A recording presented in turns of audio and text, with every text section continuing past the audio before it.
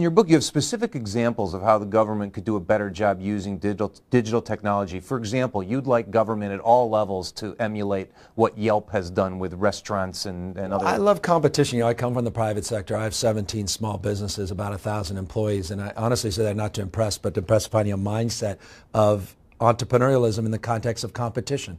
I'm forced to be entrepreneurial. I'm forced to be adaptive and nimble and flexible in my rulemaking within my organization because of the nature of a competitive environment. In government, we're not.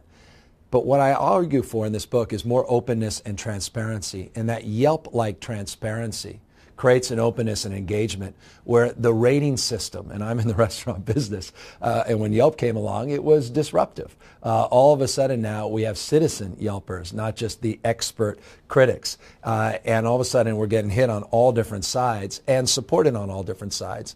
And so as a consequence, we had to get better because we were naked. We're more transparent. We're living now in a glass neighborhood, in a world now increasingly where technology is opening up everything.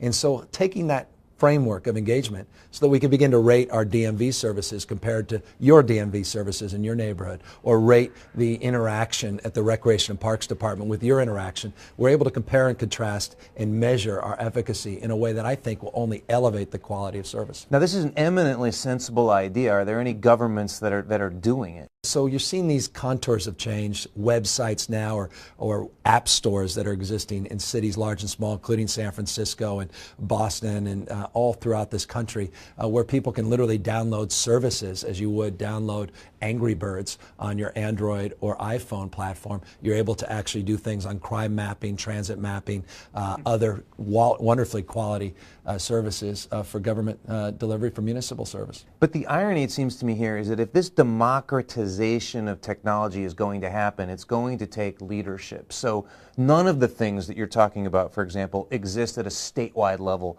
in California. Boy, there's a clay layer in every respect of bureaucracy. I mean, we haven't been able to break this on the state level in any significant way. And that's why my book really argues if you're going to be bottom up, you might as well start at the bottom, and that's cities, where cities are truly laboratories of innovation, states laboratories of democracy. Much closer to their citizens than state governments are. Exactly. And you know this, proximity confers some legitimacy, and people tend to have a stronger relationship with the local electeds. They love or hate them. There's more emotion.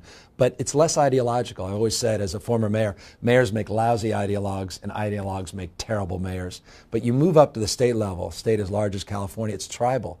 It's the Democratic plan for this, the Republican plan for that. And there's more of a frame of tripping up the other side to win the news cycle. You've certainly seen that in Washington, D.C.